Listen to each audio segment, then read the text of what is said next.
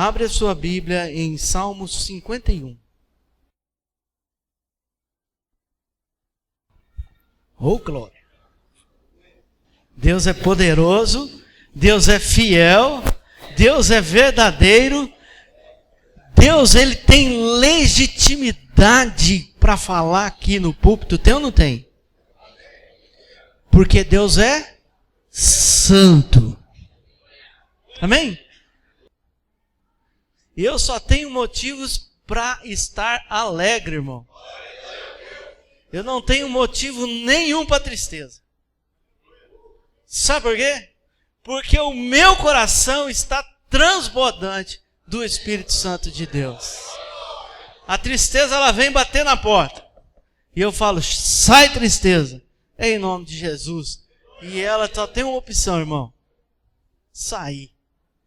Aquele que tem Jesus no coração, ele nunca anda de cabeça baixa. Aquele que tem Jesus no coração, ele nunca anda compartilhando tristeza. Aquele que tem Jesus no coração nunca anda compartilhando aborrecimento. Vocês já perceberam isso ou não? Quem é transbordante do Espírito Santo, anda transbordando o quê? Alegria, vida verdadeira, vida em Cristo. A única coisa que me chateia um pouco é quando eu vejo algum irmão que a gente ora tanto, faz tanta força e de repente aquele irmão não quer.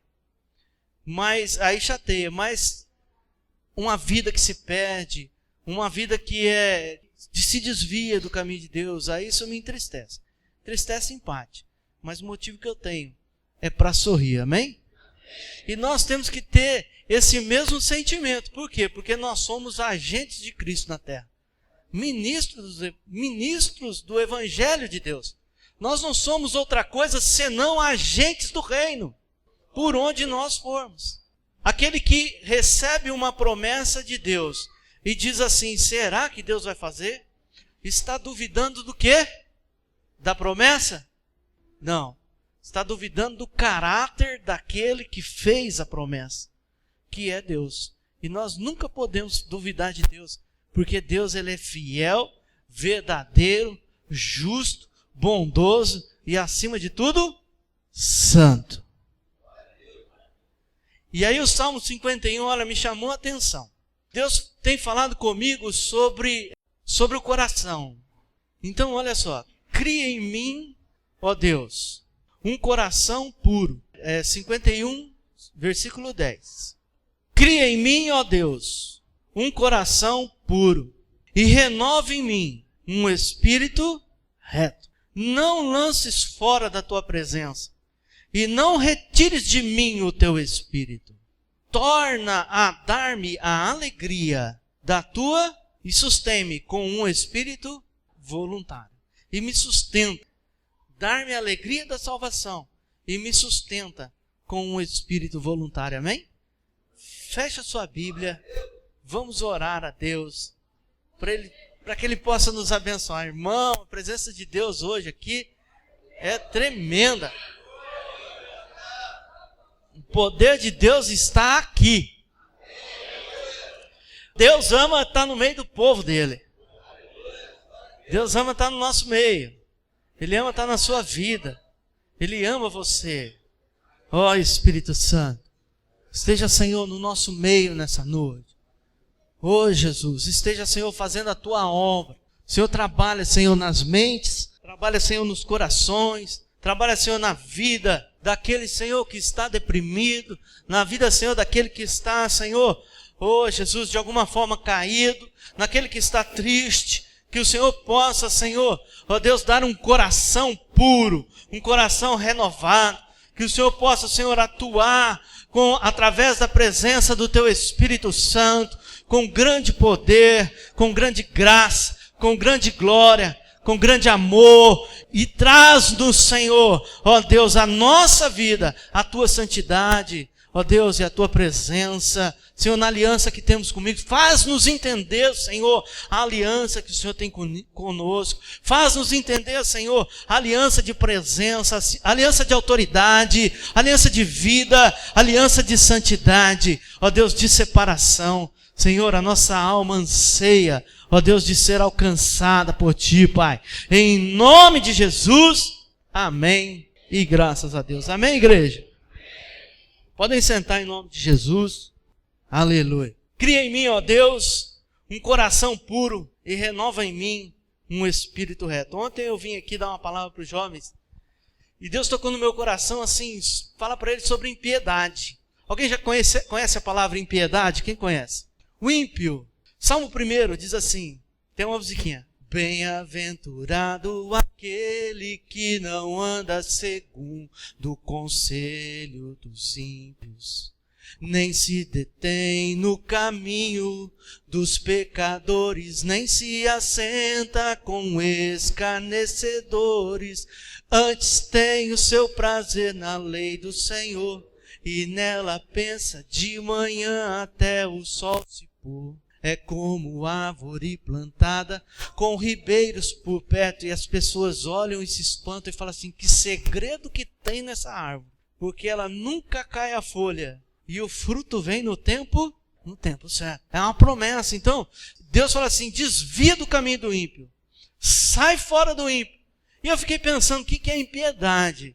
E eu fui compelido aí no dicionário para me pegar certinho, porque a gente sempre tem, quando a gente ouve uma palavra, a gente sempre tem a ideia daquela palavra, do que significa para nós, mas a gente tem que ver o que significa para todo mundo, não é? Não interessa, porque senão fica uma coisa esquisita. Eu posso até falar, mas a mensagem possa não chegar. Por quê? Por falta de entender aquilo que eu estou falando. Eu tenho que entender o que eu falo, mas eu tenho que falar também de um jeito que todo mundo entenda. E eu fui procurar o que quer dizer impiedade. Eu achei assim, impiedade, o que é? Em primeiro lugar, desprezo por Deus e desrespeito pelas coisas de Deus. São duas coisas marcantes, não são? Desprezo por Deus e desprezo e desrespeito às coisas de Deus. Depois eu achei assim, ação, palavra ímpia. Cometer ou dizer impiedades. Aí eu falei, ficou na mesma. Aí eu achei o antônimo de piedade, que quer dizer piedade. Quem sabe o que é uma pessoa piedosa? Uma pessoa piedosa, às vezes a gente tem a impressão que é aquela que tem pena do outro. Não é ter pena, é ter piedade. O que é isso? É se compadecer da situação do outro. Às vezes você vê que alguém até deu um fora, um exemplo. Até alguém deu um fora, ou alguém caiu de bicicleta. Vai ter aquele que vai rir, e vai ter aquele que vai falar assim, irmão, machucou, vem cá, ajuda a levantar, limpa aí, machucou, vamos, o que eu posso te ajudar? Arranhou, vamos tratar. Sim ou não? Então é a diferença do ímpio para o piedoso, que é o contrário. E aí eu cheguei a outra definição, o que é? Falta de respeito com as pessoas, desumanidade e crueldade. Então, irmãos, bateu muito no meu coração, porque também eu fiz uma pergunta para eles. Quem estava aqui, o menino me respondeu bem, muito acertado. Ele falou assim, pastor, ímpio é aquele que está lá no mundo e que não respeita a Deus. E aí eu pensei, tá certo, não está errado, mas não é só isso. Por quê? Porque não é uma questão de lugar, mas é uma questão de coração. Sim ou não? Vocês estão entendendo o que eu estou falando? Sim ou não? Isso é uma lição para nós, é uma lição para mim, para todos nós. O que é uma diferença de coração. Quem nasce no Brasil quem nasce no estado de São Paulo, quem nasce em Minas Gerais, quem nasce em Buritama, buritanense. Então é uma questão de lugar, o lugar onde nasceu. Mas a impiedade não, ela não é uma questão de lugar, ela é uma questão de atitude, e muito mais, é uma questão de coração. E eu pensei em duas histórias hoje. A história de dois reis. Preste atenção em mim, não perca. Não perca nenhum A que eu vou falar, não perde, porque é importante para você. Dois reis que reinaram praticamente na mesma época. Eles reinaram no mesmo momento histórico de Israel. Eles estavam reinando na mesma época, na mesma situação política, na mesma situação econômica. Eles estavam reinando no mesmo momento quase. Um é Saul e o outro é Davi. Quem já viu a história de Saul e Davi? Vocês já escutaram a história do rei Saul? Israel, Deus queria ser o rei de Israel. Deus não queria, irmãos, que tivesse uma pessoa lá com coroa na cabeça, vestidinho de rei, sentado no trono. Deus não queria isso. Deus queria que ele mesmo, ele, o próprio Deus, ia ser o rei de Israel. Era ele, não era para ser uma pessoa. Era para ser Deus, o rei. Deus ia ser o rei. Vocês estão entendendo a importância? Vocês pensaram em quanto que Deus se devotou, assim, se entregou àquela situação daquele povo, o quanto ele se importava, querendo ser o rei de uma nação. Mas acontece que Israel não quis aceitar a Deus como rei. Eles olharam as nações vizinhas e eles disseram assim: nós queremos ser igual aos outros. Nós não queremos ter Deus, porque isso está pesando para nós. Não queremos ter Deus, né? Melhor falando, não queremos ter Deus como rei, porque isso pesa para nós. Nós queremos igual o outro povo, porque o outro povo põe um rei lá, e o rei está lá representando. Um rei sentado num trono vai ser uma direção nova para Israel. Um rei sentado no trono, um homem sentado no trono, vai dar um respeito e uma credibilidade à nação de Israel. Esse era o argumento do povo. Mas Deus não queria isso. Deus queria ele ser o rei. Ele. Já pensou se Deus chegasse para você, alguém batesse na tua porta, você abrisse, e aí uma pessoa diria assim para você, um profeta diria assim: Deus quer ser o rei da sua casa e da sua vida. O que você faria? Nessa hora, o que você faria? Você diria assim: não, aqui já tem um que manda, meu marido, sou eu que mando aqui? Ou você falaria assim: não, então, por favor, que Deus entre na minha casa e reine na minha casa. E eu digo para você que Deus tem falado isso todo domingo para você. Eu quero reinar na sua casa. Todo domingo, toda terça-feira, toda quinta-feira, aos jovens todo sábado. Eu quero ser o rei da sua casa. Eu quero ser o rei da sua vida. Eu quero dar a direção para você. Eu quero ser o caminho, eu quero ser a palavra, eu quero ser o teu direcionamento, eu quero ser o teu Deus, eu quero ser o teu rei. Mas naquela época, o povo não entendeu direito. E o povo insistiu. E o profeta Samuel, amém, igreja?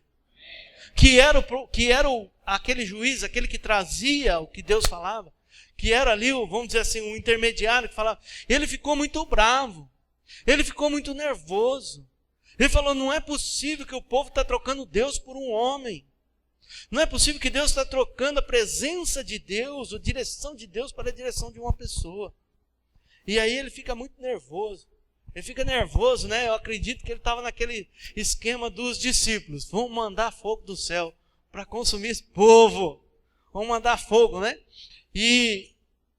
Mas Deus chega para ele e fala assim: Samuel, por que você está desse jeito? Eles não rejeitaram a você. Eles estão rejeitando a mim. Unge um rei para eles. Bota um rei lá. E aí Samuel foi ungir o rei, irmão. Quem que é o rei que Samuel ungiu? Saul. Por que ele escolheu Saul? Porque ele era da tribo de Benjamim. A tribo de Benjamim era os mais doidos na guerra. Eram os mais ferozes. Eram os mais poderosos na guerra. Era quando falava, vai ter guerra, eram os primeiros que pegavam a espada. Então, e outra coisa, ele era um homem forte. A palavra diz que ele dava o ombro dele dava na cabeça do homem mais alto que podia ter ali no lugar. Você já imaginou? Você vê o povo assim, vê um cara um tanto assim, ó, para cima da multidão andando? Esse cara era Saul. Era forte, era bonito, charmoso. Esse é o rei. Esse é o cara. E ungiram Saul. Aos olhos humanos, era o rei que ia dar certo. Mas Deus sabia que não ia dar certo. Porque Deus não olha a nossa condição externa.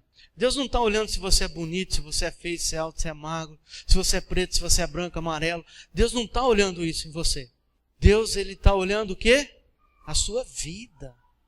A gente fala, está reto o seu coração, e muitas pessoas falam assim, Deus só olha o coração.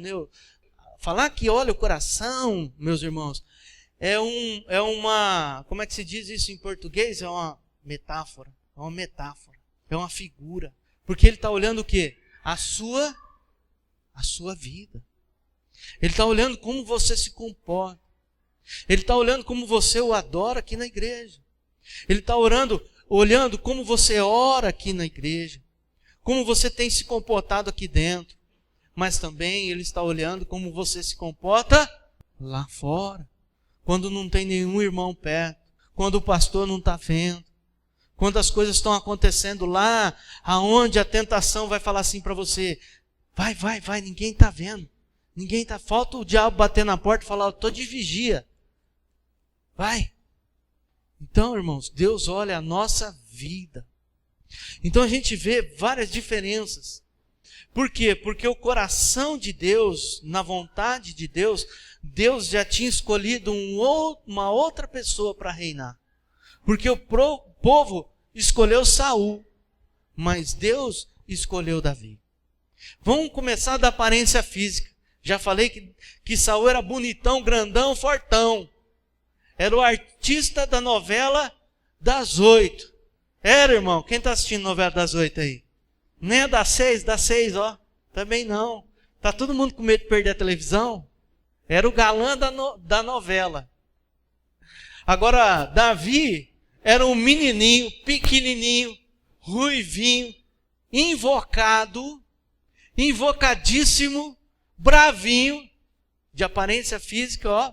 Tanto que o profeta chegou na casa do pai de Davi e começou a olhar os irmãos dele e falou, não, esse aqui Eliabe, ele é o general, olha, tem porte de rei. Esse aqui que eu vou ungir. Deus falou, não. Aí foi para o segundo menor. Esse aqui não. Mas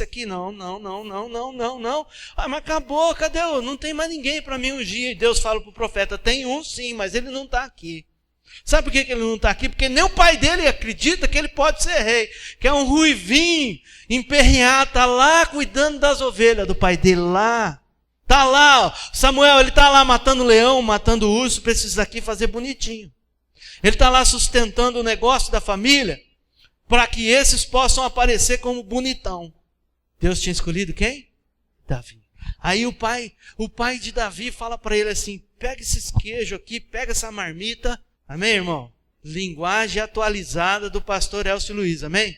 Faz uma marmitinha para os irmãos, leva lá na guerra, na frente de batalha, estão lá, leva um lanche para eles. E Davi pega aquela comida e vai lá na frente de batalha, levando o lanche. Quando ele chega perto dos irmãos, ele ouve aquele gigante desafiando, tem homem aí? Cadê?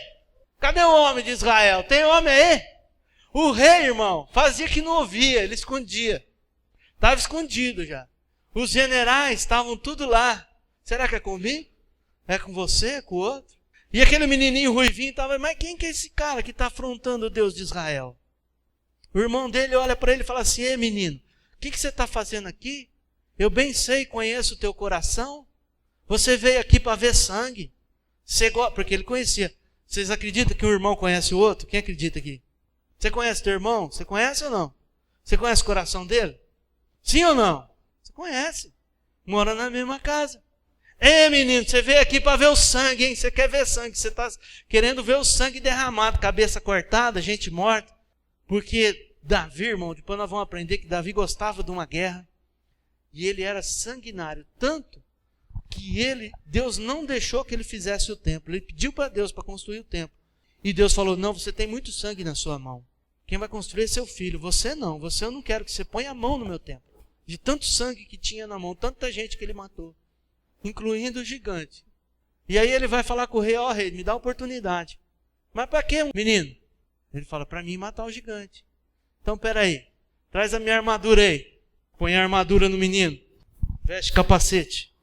Veste as couraças. Veste o sapato do... Aí ele fala assim para o rei assim, desse jeito eu não consigo nem me mexer. Sabe? Eu cuidando das ovelhas do meu pai. Eu matei urso e matei leão. Me deixa aí do jeito que eu sei ir. Que o senhor vai ver que eu vou matar esse gigante. que está afrontando o Deus de Israel. Está afrontando o Deus de Israel. Sabe por que ele ficou com raiva do gigante? Não foi porque o gigante afrontou o rei. E nem porque o gigante afrontou o irmão dele. E nem porque o gigante afrontou ele. Mas ele ficou nervoso, querendo resolver, porque o gigante afrontou ao Deus de Israel. E ele demonstra em seu coração que ele tinha zelo pelas coisas de Deus. Amém? Tem zelo aí no seu coração? Quando alguém faz alguma coisa contra Deus, isso te revolta, sim ou não? Quando você vê um pecado, você sente revolta e raiva do pecado, ou você sente tendência a ir lá participar? Quando eu vejo uma situação de pecado, eu fico revoltado. Não com as pessoas que estão praticando, mas com a situação do pecado. Quando eu vejo essas festas mundanas que eles arrumam por aí, eu fico revoltado. Por quê? Porque eu sei que aquilo é montado pelas companhias de cerveja, pelos traficantes de droga, pelos ladrões, pelos roubadores, pelos políticos, que não estão nem aí com o povo, que só quer o dinheiro do povo, o voto do povo, usa o povo e depois joga fora. Porque o mundo faz isso. Ele pega você, usa você, tira o melhor que você tem da sua vida e depois te joga fora. Estou certo ou estou errado? Se eu estiver falando bobeira, irmão, eu vou embora agora. Eu tiro esse pano aqui. Sabe o que quer dizer esse pano? Sabe por que eu uso? Eu uso porque esse pano se chama talite. Isso aqui para nós que não somos judeus não representa nada. Mas eu gosto de usar porque isso representa a santidade. Vocês estão entendendo? Representa. Mas a santidade não tem que estar no pano. A santidade tem que estar na minha vida. Porque a santidade do pano não adianta nada. Eu vou para o inferno do mesmo jeito. Mas se a santidade estiver na minha vida, eu vou para o céu. E a salvação, ela é individual. Se eu ficar orando pela tua vida e você não mudar, você vai para o inferno. Vocês estão entendendo? Não é a oração que leva, é a atitude de vida que te leva a ter um coração reto. Davi tinha um coração corajoso, valente. Davi não entregava o ponto. Se você fosse olhar para a casa de Saul, você ia ver que a casa de Saul era muito mais organizada que a casa de Davi. Saul, os filhos dele eram tudo educados, os filhos dele estavam tudo numa boa. Eram todos educadinhos, você ia lá, eles eram, a etiqueta. Se fosse olhar para Saul, a vida dele, ele andava arrumadinho, tudo certinho. Tá? Você olha para a vida de Davi, você vê que a vida de Davi é um pouco bagunçada. Você olha para a família de Davi, não é certinho igual a família de Saul. Aos olhos humanos, Saul servia muito mais, mas aos olhos de Deus, quem é mesmo realmente que servia para cumprir um propósito era Davi.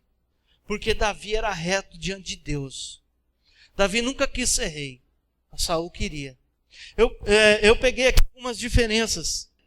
Saul, o que ele tinha? A aparência. 1 Samuel 9, você quer anotar? 1 Samuel 9. Davi tinha o quê? A essência e a presença de Deus. 1 Samuel capítulo 16. Saul tinha riqueza material. 1 Samuel capítulo 9. Davi tinha o quê? A riqueza espiritual. 1 Samuel capítulo 13. Saul buscava o quê? A honra para si mesmo. E Davi, ele procurava honrar o nome de Deus. Saul, o que ele fazia? Arrumava desculpa para os seus erros. Ele tinha sempre uma desculpinha. Não, tem a explicação. Se tiver explicação, está tudo bem. Ele sempre tinha uma explicação para o pecado. E Davi, sabe o que ele fazia? Quando ele estava errado, ele reconhecia o seu erro. E o mais importante, ele se arrependia. De verdade. Saul era influenciado pelos homens. Davi era influenciado pela palavra de Deus. Isso aí, Saul influenciado pelos homens. 1 Samuel capítulo 15. Davi influenciado pela palavra. 1 Samuel capítulo 24. E Salmo 51 que nós lemos. Saul não tinha intimidade com Deus. Davi queria ser amigo de Deus. Saul foi rejeitado por Deus. Davi foi escolhido por Deus. Saul foi desobediente e impaciente. Davi foi obediente e foi paciente. Saul tinha 3 filhos. Saul e seus 3 filhos tiveram um fim trágico, uma morte trágica. Davi teve uma morte tranquila. 1 Crônicas, capítulo 29. Qual que era a diferença? Se você for ver a diferença, está lá. Abre aí na sua Bíblia, 1 Samuel, capítulo 15. 1 Samuel, capítulo 15, versículo 22. O Senhor é poderoso. Deixa eu adiantar a história. Vou adiantar um pouco para a gente não perder tempo, amém? Ia ser feito um sacrifício, porque Deus mandou ir à guerra contra os inimigos de Israel.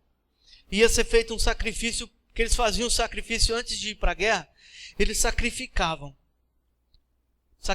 a Deus para poder ir à guerra. Eles iam à guerra em nome do Senhor. Eles davam a espadada dizendo o nome de Deus. Amém? Hoje é a mesma coisa, não é? Porque na batalha espiritual nós usamos a arma que é o nome de Jesus e a palavra do Senhor. Então que diz também que Jesus é a palavra. Então nós usamos da mesma forma. Mas eles tinham que esperar o profeta sacrificar. Porque sacrifício é função do sacerdote. Sacrifício não é função do rei. Mas o rei não esperou. O rei foi lá e sacrificou. E mais, Samuel tinha dito, não pega nada que é do povo. E Saul trouxe para o seu curral os melhores bois, as melhores ovelhas, os melhores animais.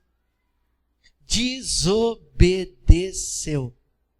E Samuel chega e fala assim, que balido estranho é esse que está no curral? E ele fala assim, eu separei o melhor do rei lá da guerra para oferecer a Deus. E aí Deus, o profeta, Deus, né, através da boca do profeta, fala assim, Saul, você não sabe que é melhor obedecer do que? Então, 1 Samuel 15, 22. Porém, Samuel disse, tem porventura o Senhor tanto prazer em holocausto e sacrifícios, como em que obedecer à palavra do Senhor? Eis que obedecer é melhor do que sacrificar, e o atender é melhor que a gordura de carneiros. Versículo 23, olha como é que é séria a questão. Porque a rebelião é como um pecado de feitiçaria. E a porfíria, o que é porfíria? Deixa eu explicar. Porfíria é discutir, alterar, contender, insistir, teimar, competir e disputar sobre algo que Deus afirmou ser certo e vai alguém lá querer dizer que não é certo, querer colocar um sofisma. Sofisma é fazer uma afirmação falsa, errada, é um embuste. Você faz uma afirmação para dar a entender algo como certo, sendo que aquilo é mentira, que aquilo é falso. Sendo que aquilo é falso. Por exemplo, quando alguém afirma lá em Salmos e fala assim, aonde está o teu Deus? O diabo bate na porta e de vez em quando faz isso com a gente, não faz? Aonde está o teu Deus? É um sofisma, porque Deus está com a gente em todos os momentos. Pode ser que a gente, em determinada hora, a gente fica preocupado, tão perturbado, que a gente não vê que Deus está ali. E muitas vezes, como diz, né, até uma música nos carregando no colo. E a gente não vê. Mas é um sofisma, é uma afirmação, parece que é, mas não é. É um embuste, é uma mentira. Então, o que é isso? Isso é competir e disputar sobre um sofisma, né? É o que ele fez. Ele deu um sofisma. Ele quis jogar uma coisa como verdade, mas era mentira. Não, mas eu trouxe os bois e o carneiro porque eu quero sacrificar. Mentira, ele trouxe porque era bom, porque era tutu, valia dinheiro, porque era o cara que ia ter os melhores bois da região. Então foi lá e pegou os bois. Trouxe para sacrificar. É um sofisma. É uma mentira. Isso é porfiar.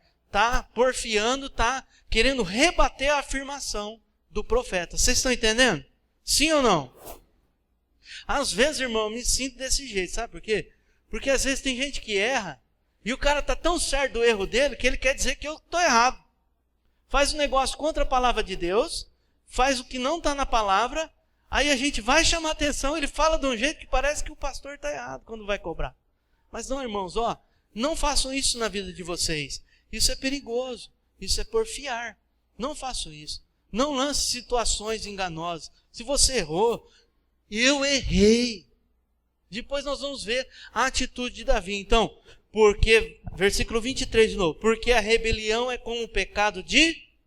Rebelião é igual acender uma vela e queimar um frango. É a mesma coisa. Sabe por que o pecado de rebelião é complicado? Porque além de você errar, você leva outros a errar. Você não erra sozinho, você envolve outras pessoas que não tem nada a ver. E que às vezes vão pagar o preço, porque você errou. E o porfiar é como a iniquidade e idolatria. É a mesma coisa de você acender uma vela para um santo, rezar uma Ave Maria. Portudo, rejeitasses a palavra de Deus, ele que te rejeitou a ti, para que não seja reis.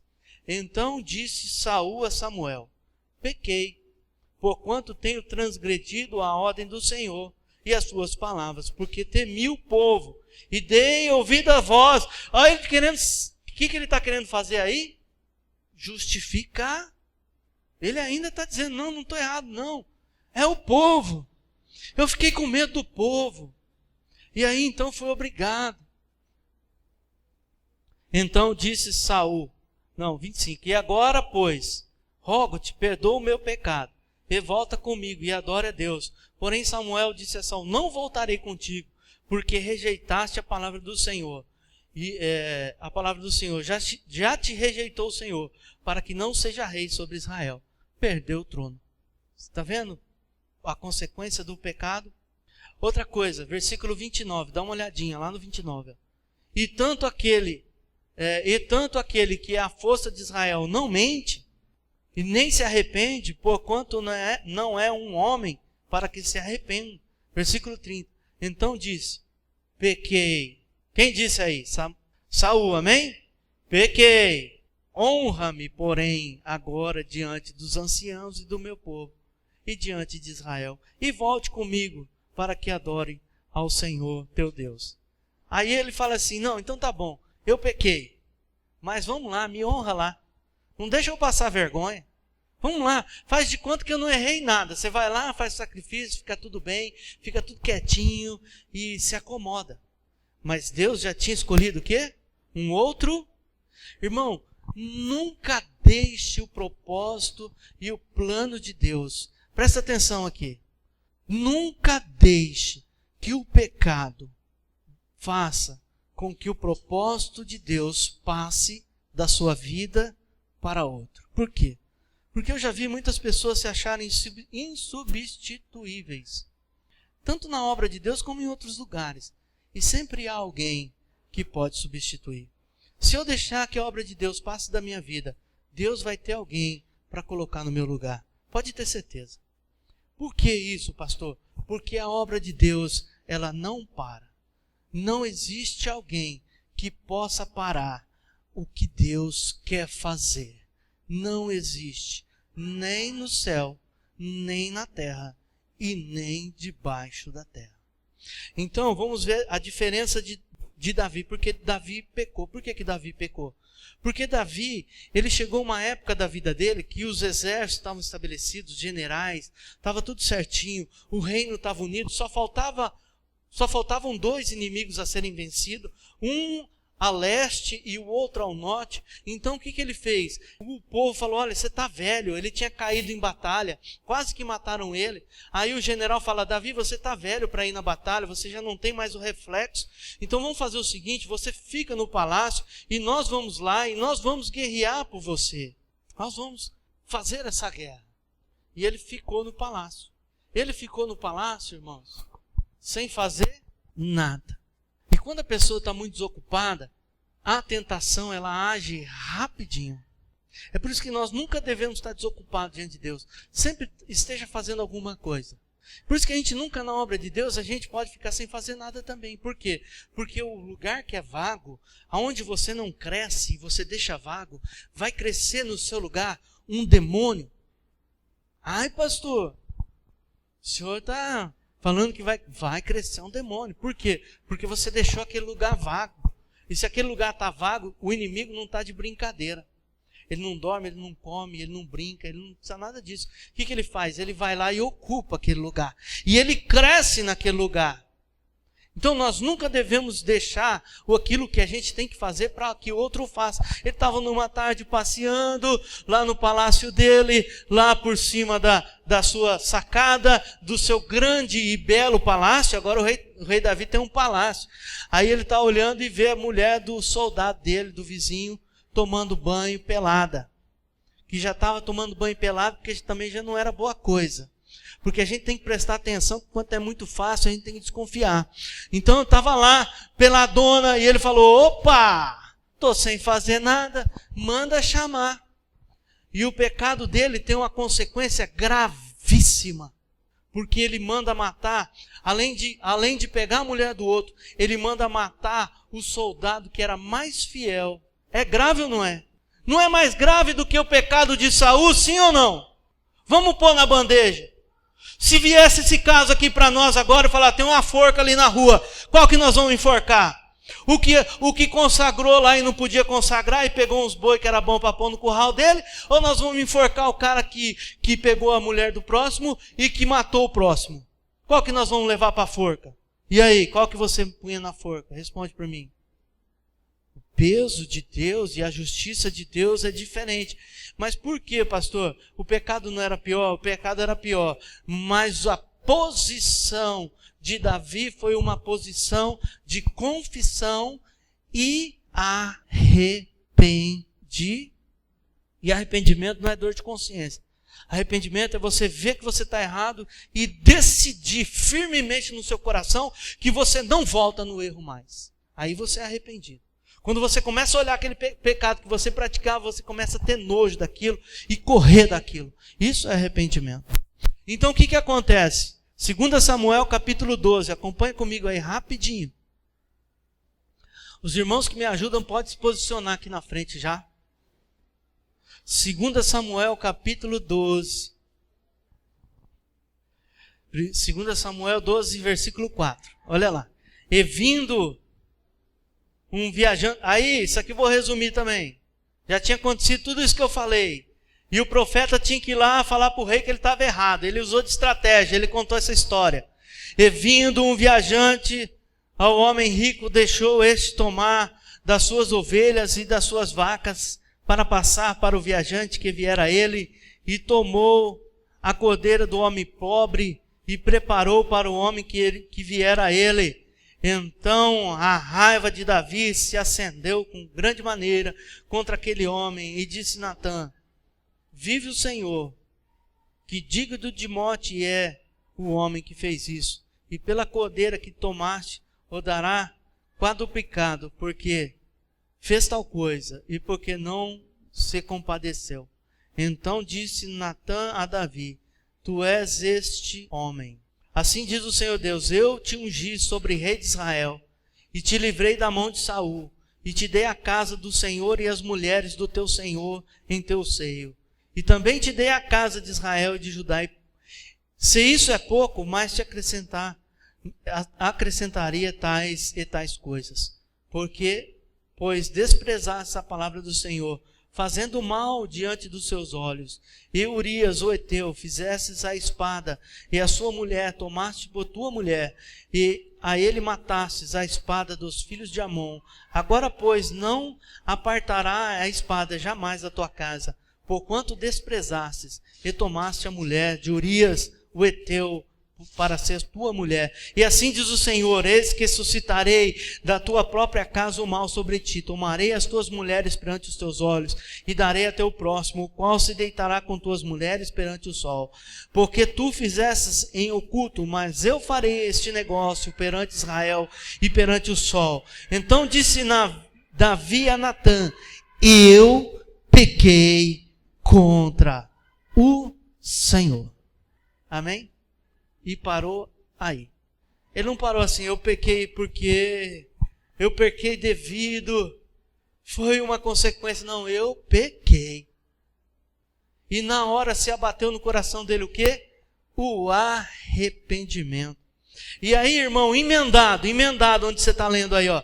E disse o profeta Natã a Davi: também o Senhor perdoou o teu pecado. Na hora, não morrerás. Não morrerás.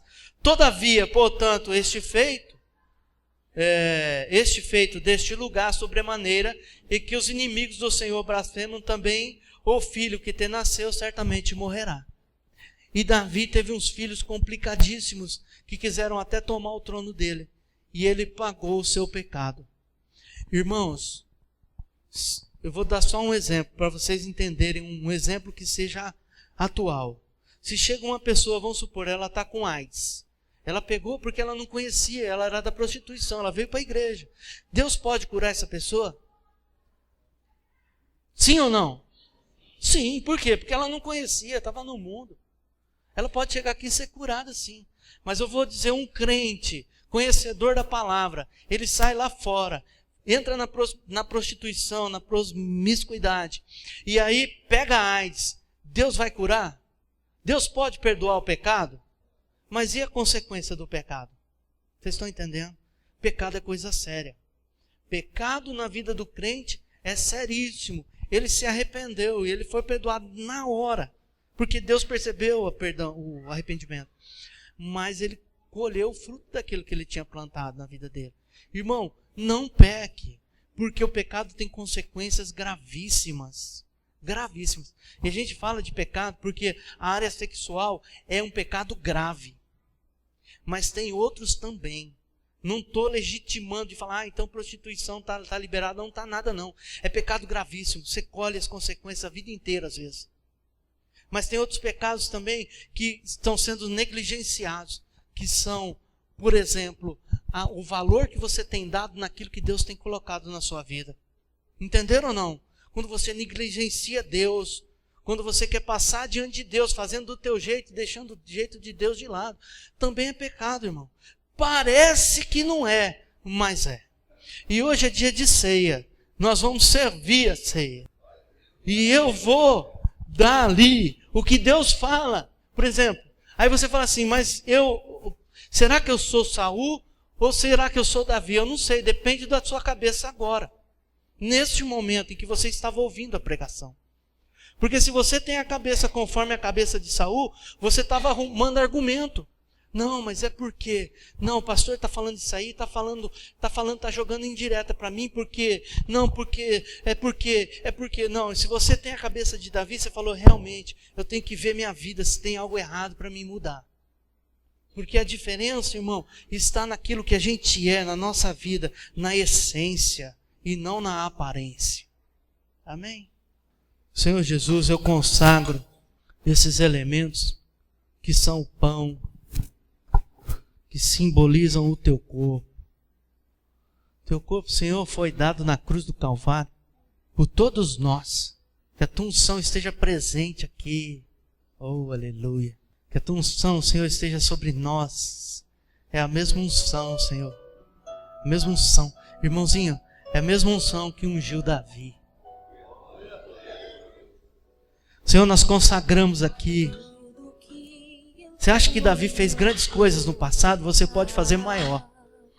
Você sabe por que você pode fazer maior? Porque a promessa de Jesus Cristo era que se você cresce, você ia fazer obras maiores do que a que ele fez. Senhor, eu apresento aqui o suco de uva, que representa o teu sangue, Pai, que foi vertido na cruz do Calvário. E eu consagro esse elemento, Senhor, na tua presença, para que possamos ceiar, Senhor, e celebrar, ó Deus, um novo tratado, uma nova aliança. Ó Deus, a lei foi deixada de lado, Senhor, pelo teu sangue vertido na cruz. Ó Deus, que nos justifica, o mesmo, ó Deus, sangue que derruba todo argumento do inimigo contra as nossas vidas. O mesmo sangue, Senhor, está sobre nós, Senhor Jesus.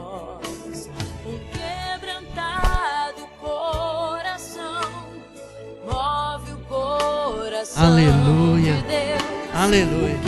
Fica de olhos fechados aí. Pega o seu pão, o seu vinho, aí você fecha os olhos. Fique na presença de Deus. Não fique triste, irmão. Se Deus te exorta é porque Ele te ama. O pai que não ama o filho, larga o filho jogado, desolado, sem conselho, sem amor, sem carinho, sem palavra. Mas o pai que ama o filho, ele dá palavra boa, que conserta, palavra que consola, palavra que edifica, palavra que conserta, que nos leva a pensar. Pense sobre a tua vida, pense sobre o teu estado.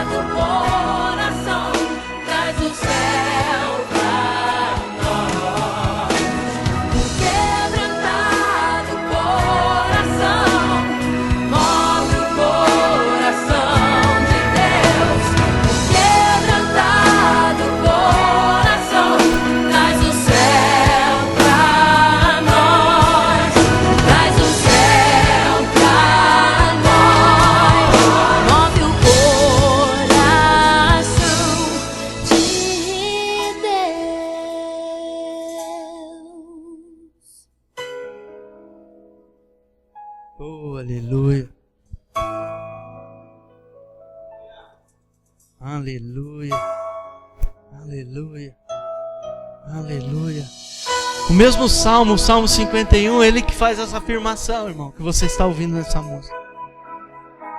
Ele diz assim: o sacrifício para Deus são o espírito quebrantado, e há um coração quebrantado e contrito, não desprezará, ó Deus. O sacrifício para Deus é um coração quebrantado. Quebrante o teu coração na presença do Senhor. Quebrante. Veja se há em ti algum caminho mau. Pede para Deus, fala para Ele tirar. Fala: Senhor, tira tudo que não faz parte do teu propósito. Fala: não deixe.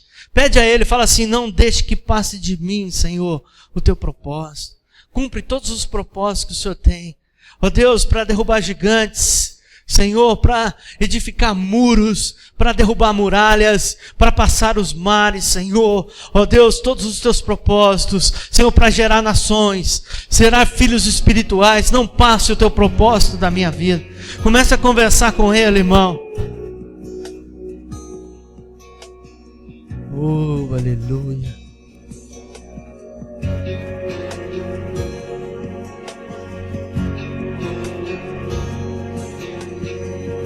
A palavra de Deus diz assim também: e buscar-me-eis e me achareis, quando me buscar com todo o vosso coração. Com todo o vosso coração. Você vai achar Deus quando você o buscar com todo o coração, com tudo que você tem, tudo que você é. Oh, Jesus. Oh, Jesus. Oh, Jesus. Oh, Jesus. Oh, Jesus. Eu venho como estou, trazendo a minha dor, mas crendo que não mais a levarei. Aceito a minha cruz, mas abro mão do fardo que por tanto tempo em vão eu carreguei, que por tanto tempo em vão eu carreguei. Eu troco a minha culpa pelo teu perdão, eu troco o meu pecado pela salvação. Eu escolhi a vida abundante, a alegria viva e transbordante de Deus.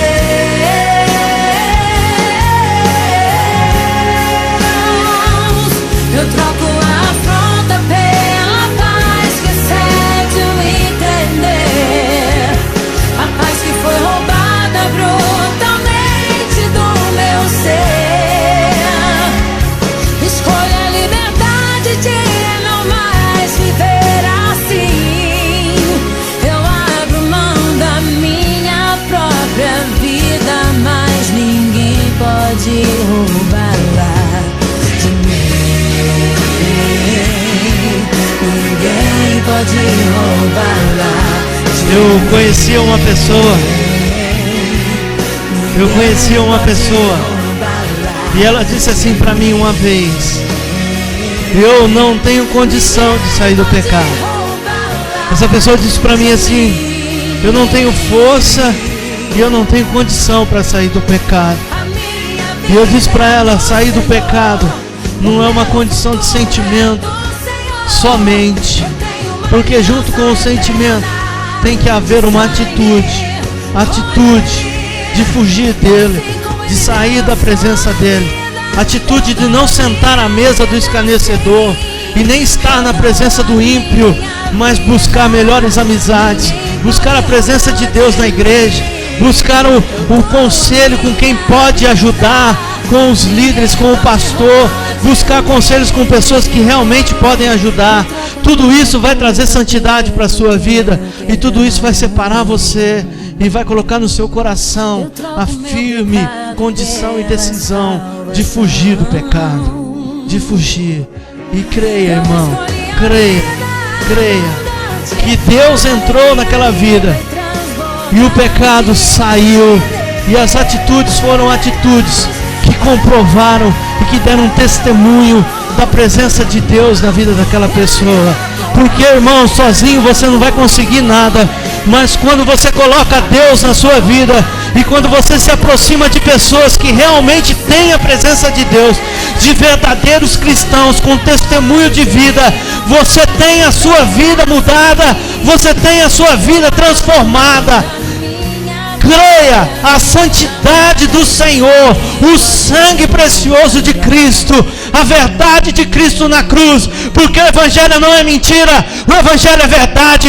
Ele cura, ele transforma, ele liberta. E se você não tem isso na sua vida, é bom que você comece a procurar agora, não deixe para amanhã, porque nós não sabemos o dia que Jesus volta, porque Jesus pode voltar para nós quando nós dormimos hoje à noite e morremos talvez, e fomos para Deus. Ele pode voltar quando você morre, e Ele pode voltar também sobre as nuvens do céu, com grande glória, com grande poder. E depois, irmão, não há mais chance. A tua chance é agora. Não desperdice a tua vida longe do Senhor, não desperdice a sua vida, não jogue fora, não jogue aquilo que é precioso para Deus, não jogue no lixo, não jogue sua vida no lixo, não deixe a sua vida escoar pelo ralo da ignorância, pelo ralo do pecado. Faça a sua vida, faça o sangue de Jesus valer a pena. Tem um testemunho desse na sua vida, na minha vida, irmão. Jesus fez uma obra, e eu vou dizer para você, valeu a pena. E no dia que eu chegar no céu, eu quero chegar a perguntar para Ele: Senhor, ó Deus, valeu a pena, o teu sangue na cruz valeu a pena.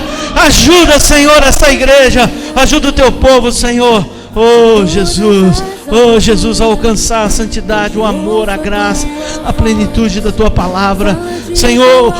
Irmão, a graça de Deus tem que fluir na sua vida. Se você não vê a graça fluindo, pergunta para Deus o que está errado. Eu vejo muitas pessoas, quando eu acabo o culto, saio ali fora, alguém fala para mim: fulana foi levado para o hospital, pastor, passou mal, foi para o hospital. Está errado. Elas têm que ter trazido aqui no altar, para que Jesus Cristo cure, porque eu creio que Ele cura. Está errado.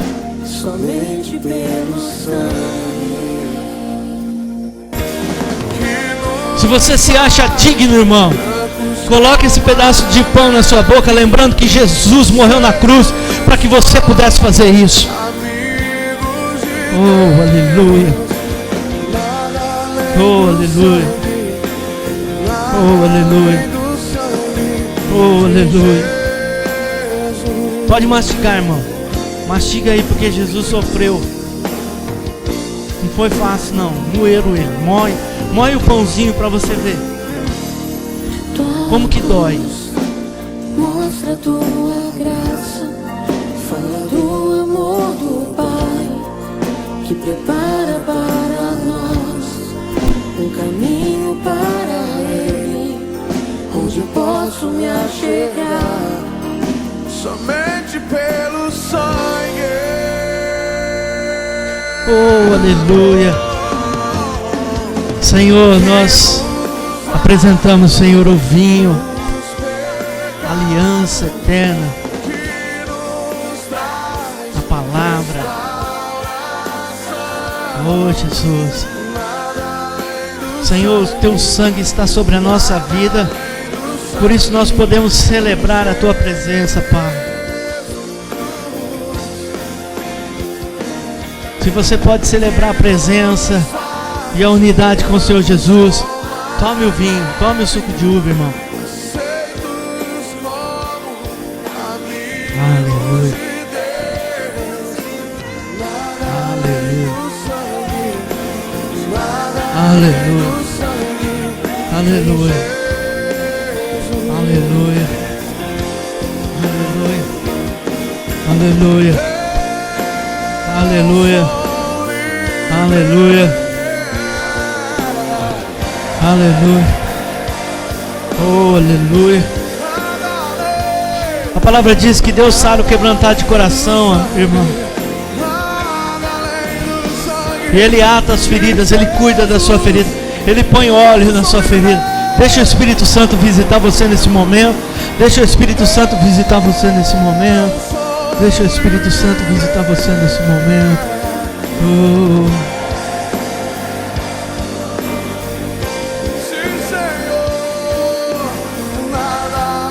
Oh, aleluias.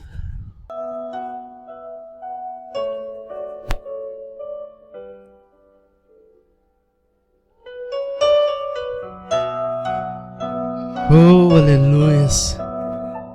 Lembra do teu Senhor. Lembra do teu Senhor, Ele deu sua vida. Tudo que eu tenho a te ofertar. O que você tem para ofertar para Deus? Você tem dinheiro para ofertar para Deus? Você tem? Você tem muito dinheiro? Eu vou falar para você, Deus não quer o seu dinheiro. Muito, muito mais. Mas tudo que eu tenho é um quebrantado. O que você tem para ofertar para Deus? Você tem alguma frase bonita para Deus? Coração, move o coração de Deus. O que você tem para ofertar para Deus? Você tem um carro para ofertar para Deus? Deus não quer o teu carro. Você tem uma casa, um imóvel, uma casa imóvel, um bem material. Deus não quer o teu bem material. Você tem uma frase bonita para Deus? Deus não quer apenas uma frase bonita sua. Ele quer, sabe o que? Ele quer a tua vontade. Porque a única coisa que você tem é a tua vontade. É o teu livre-arbítrio. É a tua vontade. Quando você pega a tua vontade e coloca lá naquele altar ali, ó, você passa a ser digno, merecedor da presença do Senhor na sua vida. Enquanto você não entregar a tua vontade para Deus, você não é nada. Você não é nada. Deus só precisa disso que diz essa música. Um quebrantado coração, uma pessoa decidida a colocar a vida no altar de verdade. Sem restrições, sem botar barreira, sem botar condições. Uma pessoa que esteja com os olhos voltados à face do grande Deus, do Deus poderoso e eterno. Que tire os olhos da mão de Deus. Está sempre olhando na mão para ver o que Deus pode oferecer. Olhe na face do teu Senhor e veja o que você tem que oferecer a Ele. Um verdadeiro louvor, uma verdadeira adoração, a sua vida.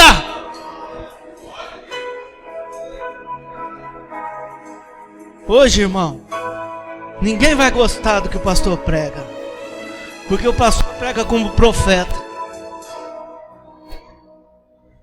Sabe por que Deus dá mensagens como esta para essa igreja? Porque Ele ama você. Porque Samuel falou esse povo, e Deus olhou para ele e falou assim: não, Samuel, ele não fez nada contra você, sou eu e o povo. O relacionamento de Deus é Deus e você, é Deus comigo, e Ele me usa como instrumento para abençoar a sua vida. Ele usa a minha boca, Ele usa a minha força de vida agora, Ele usa o meu suor. Porque um dia eu resolvi dar não, sabe para quê? Eu resolvi dar não para dinheiro, para fama e tudo mais, porque eu resolvi colocar a minha vida no altar do Senhor. E passo muita luta e pago preço altíssimo. Mas eu não compartilho minhas mazelas no Facebook, não compartilho minhas mazelas dos Orkut da vida, nem nos Instagram e nem nos WhatsApp. Eu compartilho os meus problemas com o meu pastor.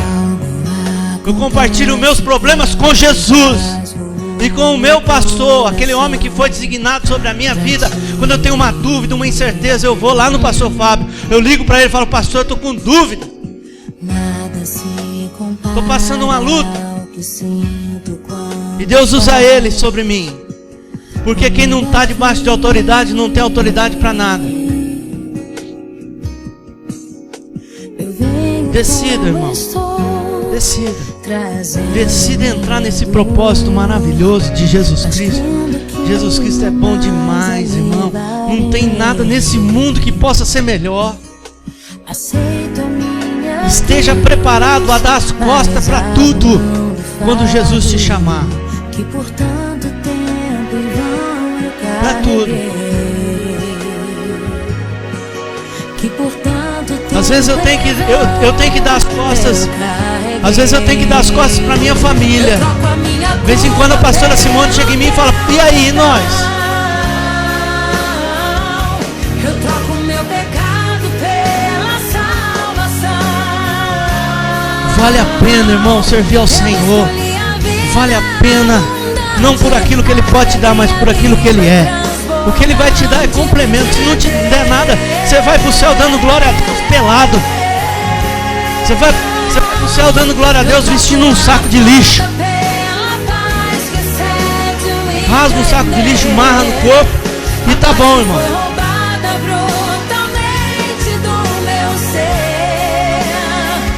Oh, aleluia. Aleluia. Aleluia.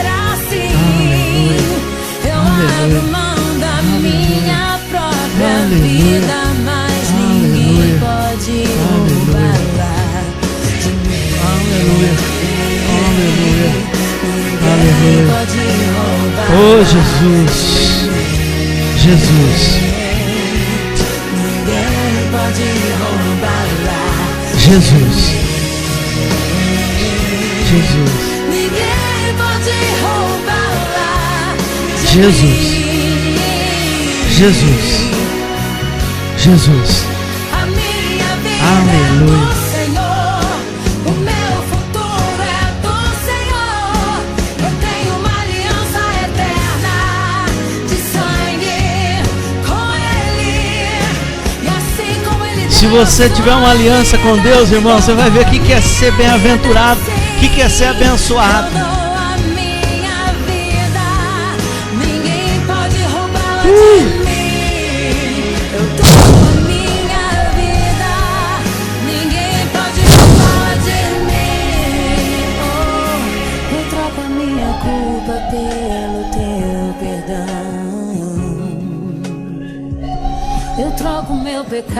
A santidade não está na roupa que veste, não, irmão. A santidade está na vida por inteiro. Está no seu coração, está na sua mente, está na sua mão. Está na sua mão, está no seu pé.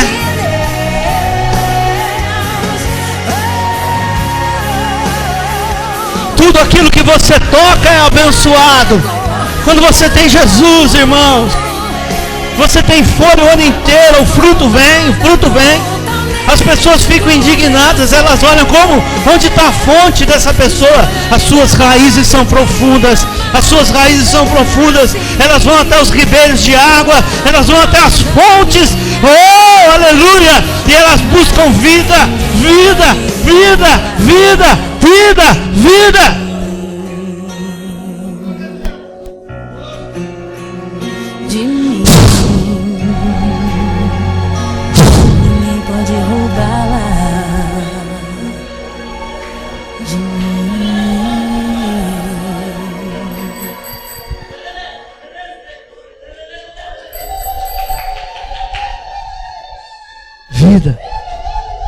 vida. Sinta o Espírito Santo. Feche seus olhos, põe a mãozinha no coração, fala: Espírito Santo, age aqui, age agora. Ele está aqui, irmão. Não perde esse momento, não perde, é agora, é agora. Não fique com medo.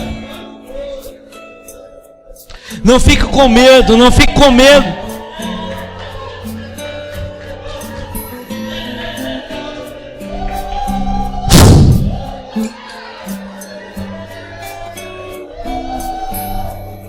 Espírito Santo,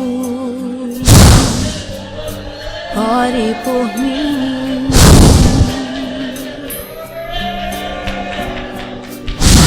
Leve pra Deus tudo aquilo que eu preciso. Espírito Santo, use as palavras que eu necessito usar, mas não consigo. Oh, Espírito Santo, ensina, Senhor, ensina o teu povo a orar. Ensina o teu povo a orar. Ensina o teu povo a orar. Existiam 2 homens no templo, e um homem era um religioso, e ele orava: Senhor, eu tenho feito muito, eu tenho orado, eu tenho jejuado, eu tenho dado dízimo, eu tenho dado oferta, eu tenho feito tudo certinho, me sara, me cura. E lá no fundo tinha um homem que não foi na frente porque achava que não era digno. E ele falava: Senhor, eu não valho nada, eu sou um pecador, eu não tenho nada na minha vida, e me justifica, Senhor, me perdoa, eu estou arrependido, eu saio daqui, eu não vou errar mais. E Jesus disse: aquele homem foi justificado, ele foi perdoado, ele foi reconstruído na presença de Deus, restituído. Ele saiu dali justificado, ele saiu dali perdoado. Derrama o teu coração. Você não precisa esconder nada de Deus, não. De Deus você não esconde nada. De Deus você não esconde. Você não consegue esconder, irmão. Ele conhece você melhor que você. De um tempo que você era apenas um grãozinho de areia no ventre da sua mãe. Na concepção ele já te conhecia. Ele já te conhecia. O mistério de Deus é muito grande, irmão. Você não consegue entrar na profundidade de Deus, e nem subir na altura dele, e nem na largura. Nós temos que caminhar naquilo que Deus revela no nosso coração, revela na sua palavra, porque Ele é muito grande, Ele é muito grande, Ele é muito poderoso, irmão. Ele tem poder.